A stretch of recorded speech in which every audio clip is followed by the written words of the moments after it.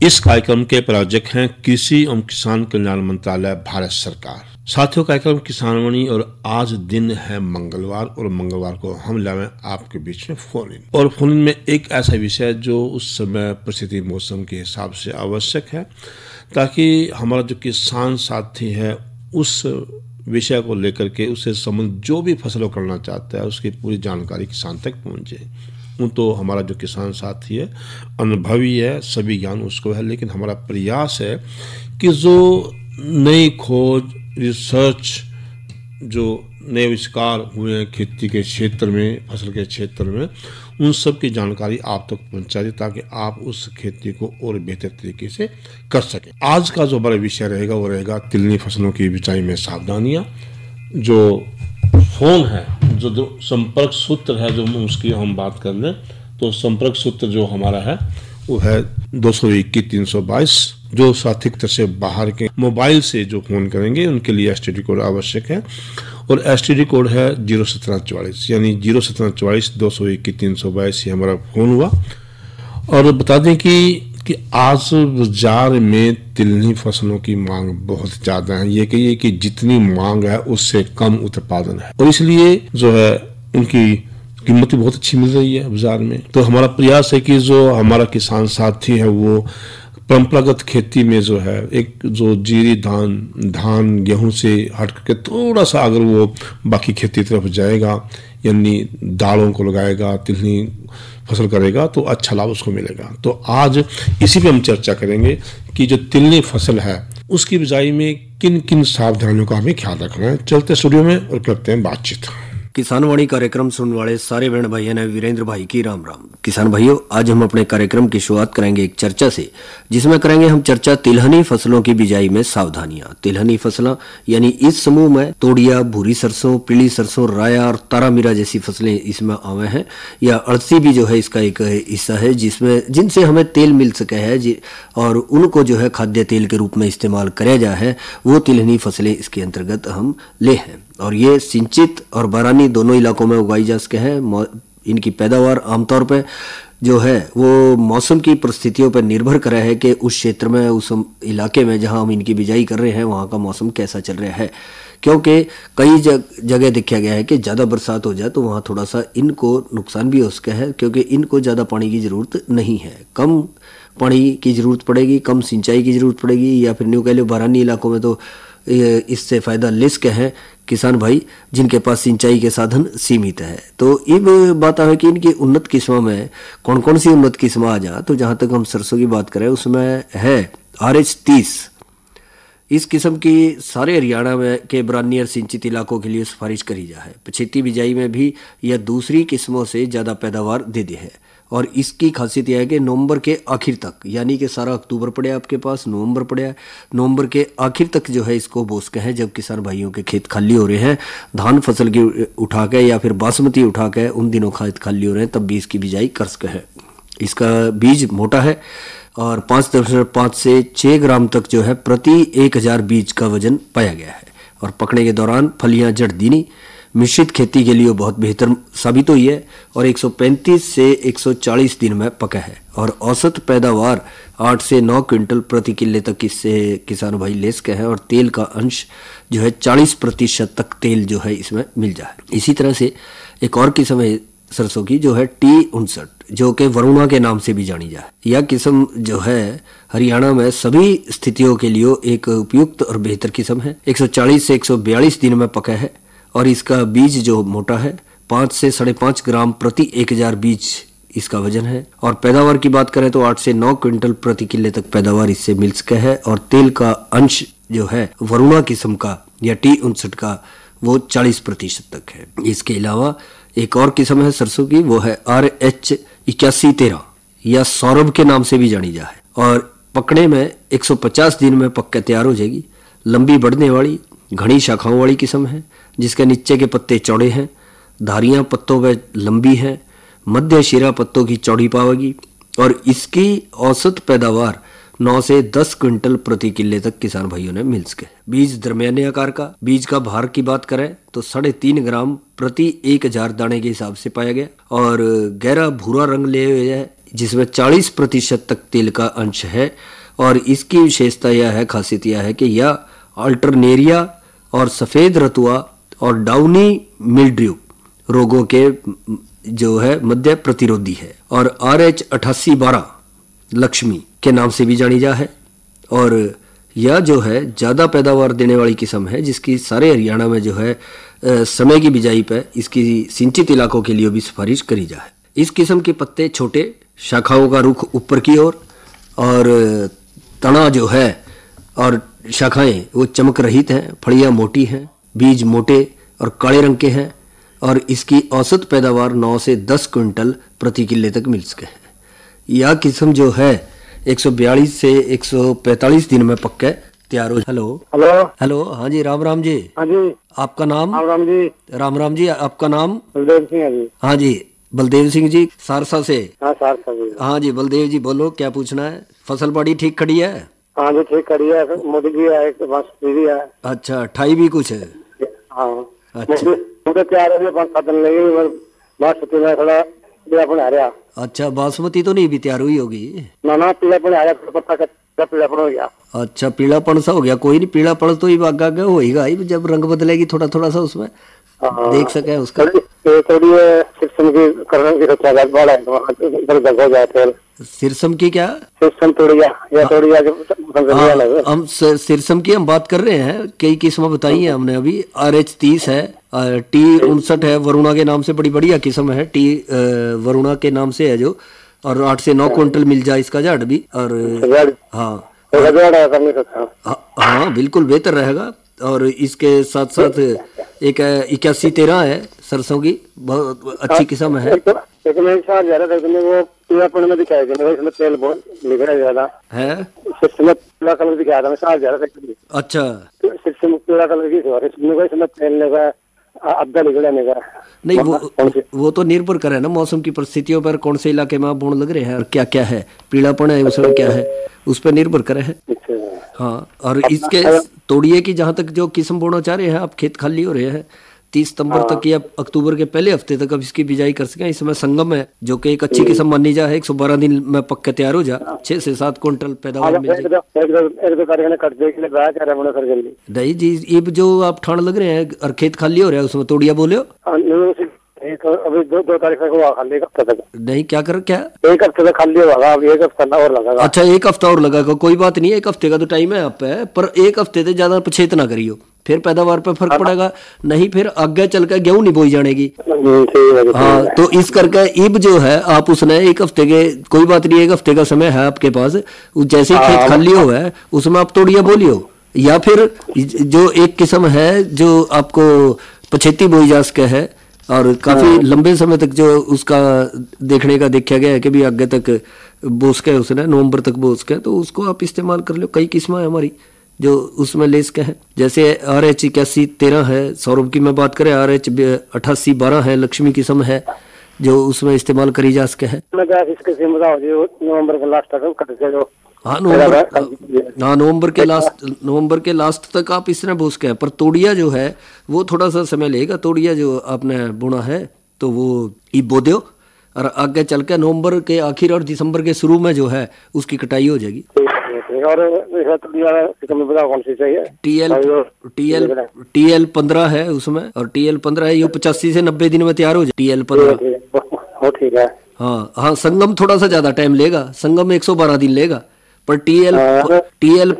जो TL15 variety है ना, वह 85 से 90 दिन लेगी, तो आपके लिए वो बेहतर रहेगी। या फिर TH68 वो या अगेती वैरायटी है, या 90 दिन में हो जाएगी तैयार। हाँ, तो फिर इसमें थोड़ा सा 75 गेहूं बो दियो फिर बाद में, 75 वैरायटी।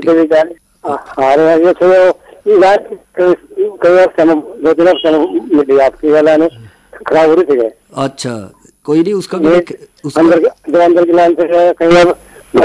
शायद संपर्क कट गया हमारा। पर जैसा किसान भाई कह रहे थे कि उसके बाद हम बोस कहें, तो जरूर बोस कहें किसान भाइयों।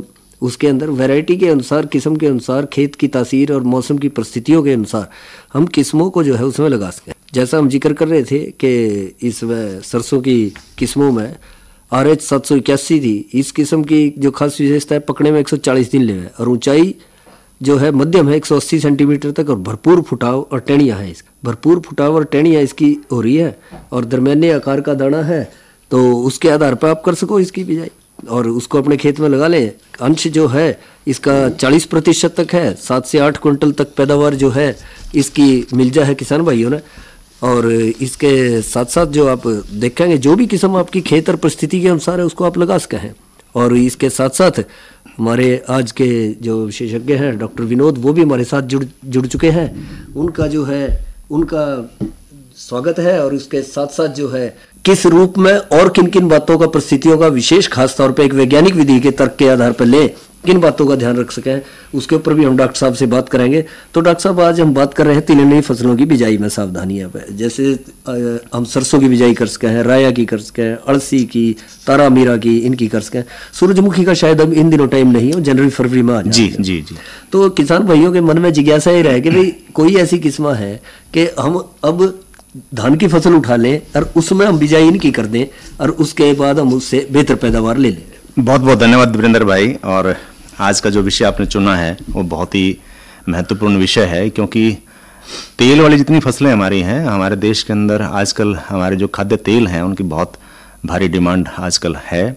और पिछले 3-4 वर्षों से देखने में आया है कि किसान भाई, जो भी किसान भाई तिलहनी फसलों की खेती कर रहे हैं वो बहुत अच्छा लाभ कमा रहे हैं, खासकर सरसों में। तो खासकर सरसों में, क्योंकि पिछले 4-5 वर्षों से जो इंटरनेशनल मार्केट में जो रेट्स हैं, भाव जो मिले हैं, वो बहुत अच्छे भाव मिले हैं और किसानों ने इससे खूब लाभ भी कमाया है। और निश्चित रूप से जब से किसानों को लाभ मिलना आरंभ हुआ है तो लोगों का इसके प्रति जो रुझान है वो भी बढ़ता जा रहा है। जाहिर है, क्योंकि पहले जैसे हम इस फसल को हम दक्षिण हरियाणा की फसल मानते थे, लेकिन अब देखने में ये आया है कि हमारा जिला कुरुक्षेत्र है, कैथल है, अंबाला है, करनाल है, लगातार तिलहनी फसलों का जो रकबा है, क्षेत्रफल जो है, लगातार बढ़ता जा रहा है। और डॉक्टर साहब, एक बात और देखने में आई है कि सिंचित और बरानी दोनों इलाकों में रुझान बढ़ा है। जी, हमारे वैज्ञानिकों की और हमारे कृषि अधिकारियों की मेहनत का फल है कि आज हमारे पास इतनी अच्छी किस्में उपलब्ध हैं जो बरानी क्षेत्र में बोई जा सकती हैं और जो सिंचित क्षेत्र में बोई जा सकती हैं। बहुत अच्छी किस्में हैं और ऐसी कुछ किस्में हमारे पास आज भी अवेलेबल हैं जो लगभग 10 क्विंटल पर एकड़ तक की आपको पैदावार दे सकती हैं। यानी अमूमन जो 8 क्विंटल तक है वो अब 10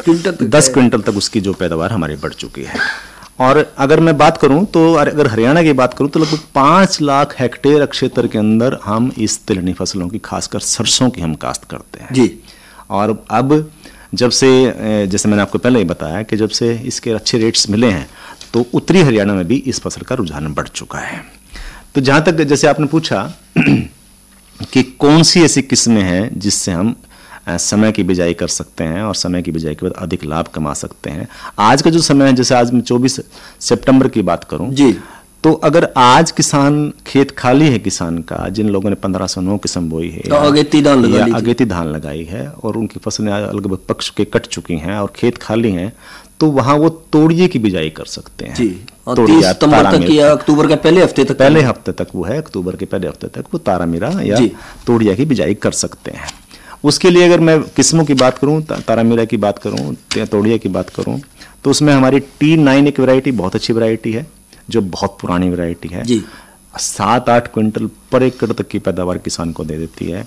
अगर मैं तारामीरा की बात करूं तो T27 एक वैरायटी है हमारी। T27 तारामीरा डॉक्टर साहब ये वही है जिसको हम बोलचाल की भाषा में सू कहते हैं उसको, वही है वो। और लगभग 140 दिन में पक के तैयार होती है और बहुत अच्छी पैदावार देती है। और इसमें एक और महत्वपूर्ण बात है, तेल का अंश जो है इसके अंदर लगभग 32% पाया जा सकता है तारामीरा में। तारामीरा मतलब कि एक तरह से हम कहते हैं लगभग सरसों जितना आ रहा है, सरसों जितना लगभग उसमें भी 40 के करीब तेल की मात्रा मिल जाती है। और तोड़िए की जहां तक बात करूं, जैसे मैंने बताया आपकी T9 वैरायटी हमारे पास है, TL15 वैरायटी हमारे पास है, संगम वैरायटी हमारे पास है, TH68 वैरायटी हमारे पास है, जो लगभग अलग अलग दिनों में लगभग 110 दिन में, 120 दिन में या 100 दिन में पक के तैयार हो जाती हैं। या 90 दिन का भी 90 दिन की भी हमारी किस्म है जो 90 दिन में पक के तैयार हो जाती है, जो TL जैसे 15 है। ये किस्में तो डॉक्टर साहब थोड़ी मेरे ख्याल में बड़ी प्रचलित रही है एक समय में। हाँ, संगम, TL15 तोड़िया की, क्योंकि हमारा जो क्षेत्र है, जैसे जो क्षेत्र हमारा आलू का क्षेत्र है या आलू का क्षेत्र है, तो किसान भाई वो छोटी किस्में यहाँ बोते हैं जो 90 दिन में पक के तैयार हो जाती है, क्योंकि इसके बाद गेहूं लेंगे। इसके बाद किसान साथी जो अपनी तीसरी फसल जो है वो गेहूं की भी ले सकते हैं। और इसके साथ साथ डॉक्टर साहब ये तो बात करिए हमने तारामीरा, तोड़िया की और सरसों की। एक संशय बना रहता है किसान भाइयों के मन में, एक फसल है राया।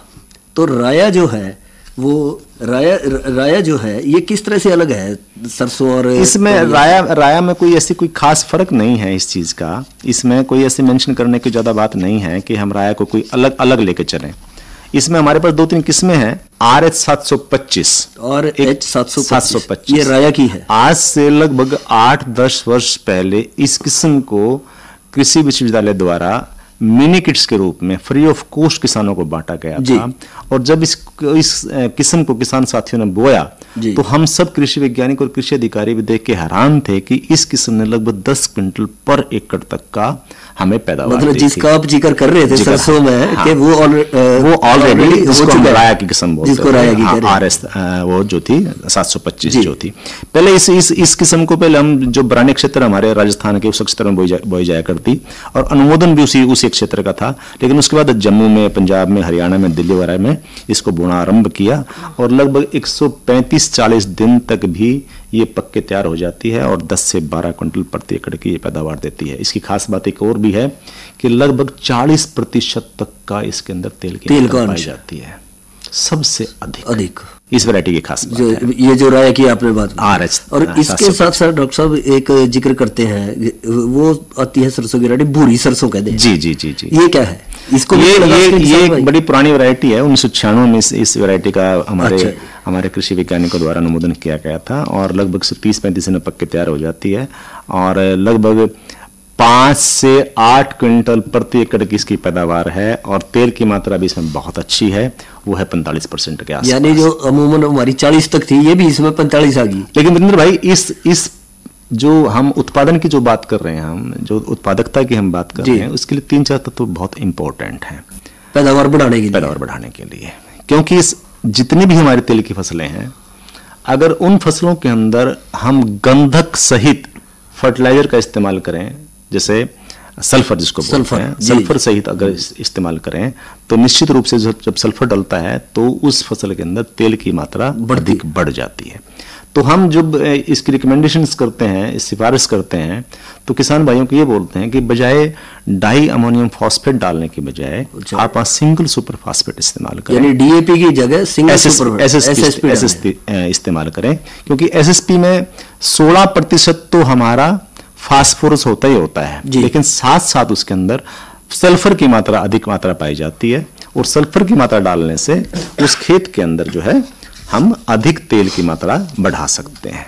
जी अच्छा, इसके साथ डॉक्टर साहब कई बार गोभी सरसों का जिक्र हुआ है जी, तो उसकी बिजाई भी किसान भाई कर सकते हैं? हाँ, वो छोटी जो किस्में हैं जो 80, 90 और 95 दिन तक वो जो किस्में पक जाती हैं, वो बहुत सारे हमारी ऐसी वैरायटीज मार्केट में अवेलेबल हैं।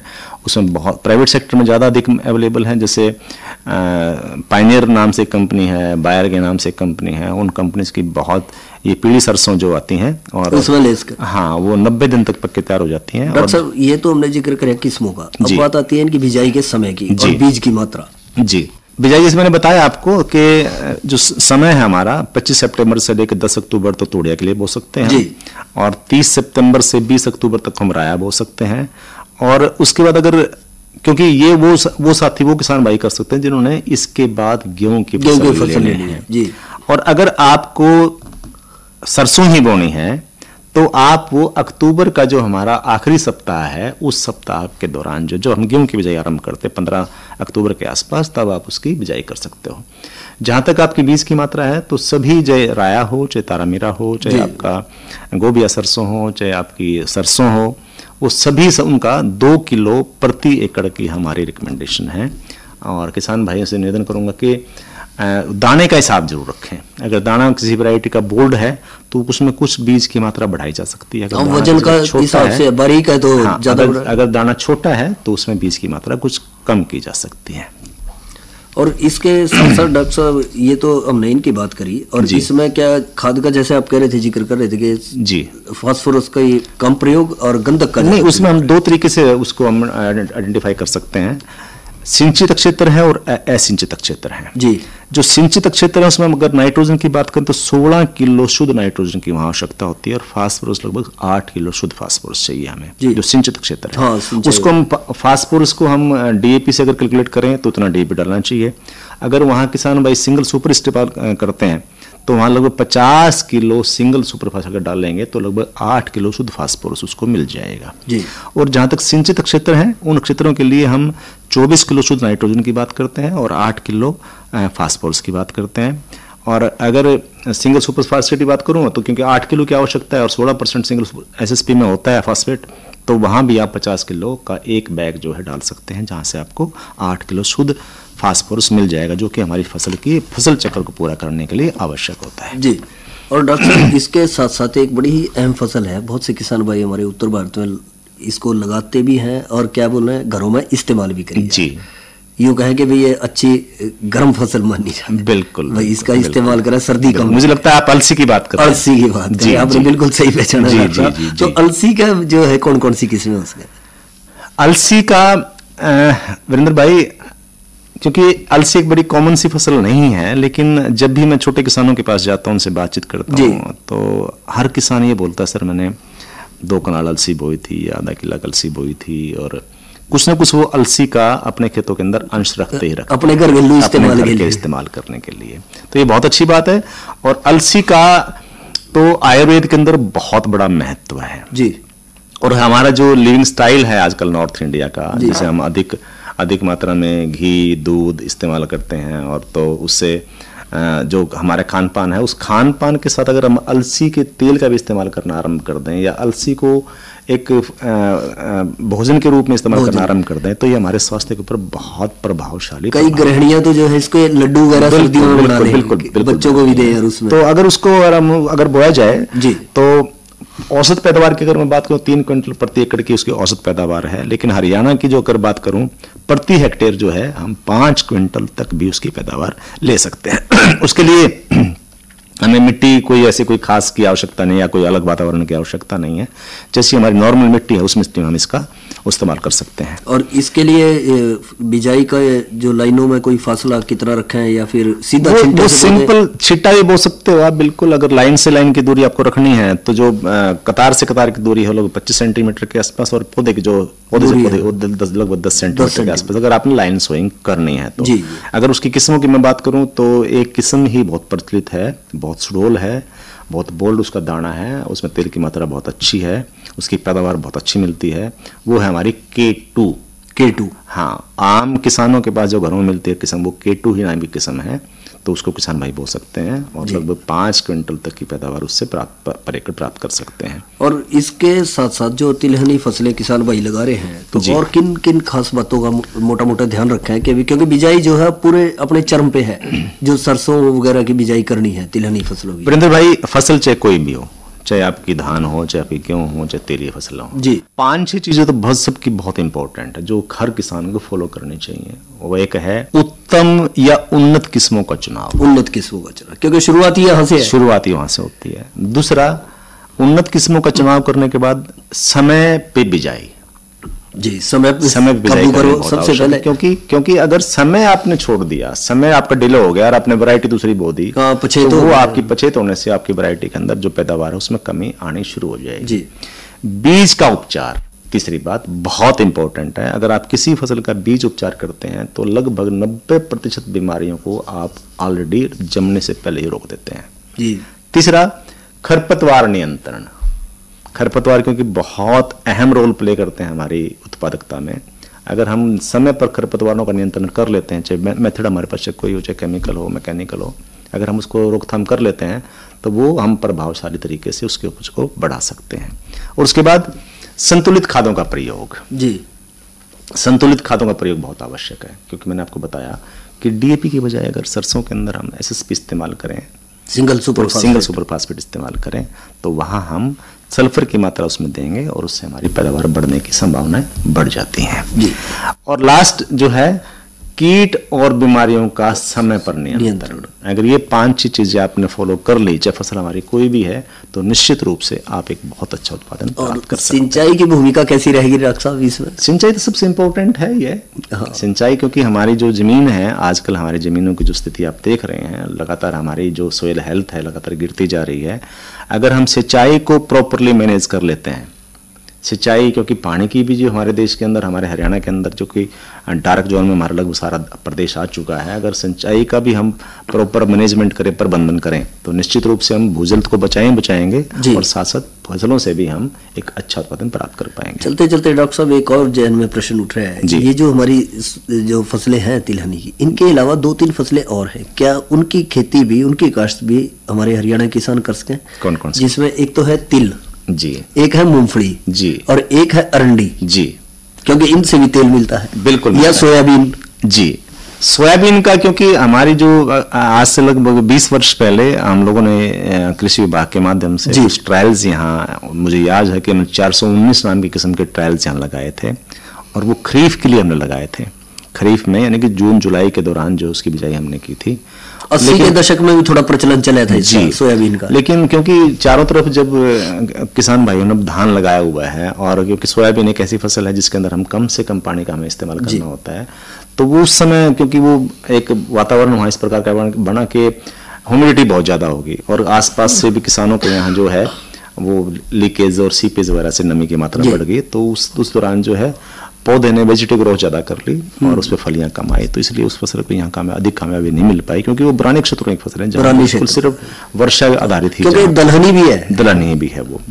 और साथ साथ तिल की भी खेती हमारे, क्योंकि मैं दक्षिण हरियाणा से बिलोंग करता हूँ, और तिल तो बड़े हमारे घरों में बड़े आम चीज हो जाती है, तो क्यों नहीं कर सकते? आज भी कर सकते हैं। परंपराएं जो है, परंपराएं अभी भी जिंदा हैं, सिर्फ उन परंपराओं के लिए हमें किसान भाइयों को। और आजकल मेरे ख्याल में खरीफ मौसम की तिल की फसल अच्छी खड़ी होगी किसान भाइयों। मैं रिसेंटली मुझे कुरुक्षेत्र के अंदर स्थित गोड़िया मठ में जाने का मुझे मौका मिला, और वहां मैंने देखा कि बहुत अच्छी तिल की फसल खड़ी, और 5-6 क्विंटल उनके 3 किलो फसल 1 एकड़ जी।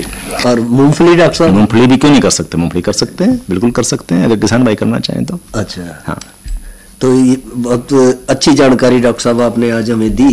तिलहनी फसलों की बिजाई में सावधानियों पर जाहिर है किसान भाई जो है इसका फायदा उठाएंगे, और अपने खेतों के आधार पर जैसे जैसे खाली हो रहे हैं या जैसी उनकी आवश्यकता बढ़ रही है, रुझान है, उसके अनुसार जो है फसलों का चुनाव करके समय पे बिजाई कर लेंगे, जैसा कि डॉक्टर साहब ने कहा, और उन्नत किस्मों का चुनाव कर। मूंगफली की फसल आपने जैसे पूछा, तो हमारा जो यमुनानगर का जो क्षेत्र है जी, नॉर्थ हरियाणा का, बहुत ज्यादा ट्रेंड आ चुका है, छतरौली के आसपास का ये रेतीला इलाका, रेतीला इलाका है, बहुत सारे किसान साथी जो है वहाँ मूंगफली की खेती करते हैं, और बहुत अच्छी खेती करते हैं, अच्छी पैदावार ले सकते हैं मूंगफली से भी जी। तो इस सब जानकारी के लिए डॉक्टर साहब आपका बहुत बहुत धन्यवाद। बहुत बहुत धन्यवाद विरेंद्र भाई, नमस्कार। इस कार्यक्रम के प्रायोजक थे कृषि एवं किसान कल्याण मंत्रालय, भारत सरकार। तो ये था हमारा आज का कार्यक्रम किसान वाणी, जिसमें चर्चा का विषय रहा कि तिलहनी फसलों की बिजाई में सावधानियां।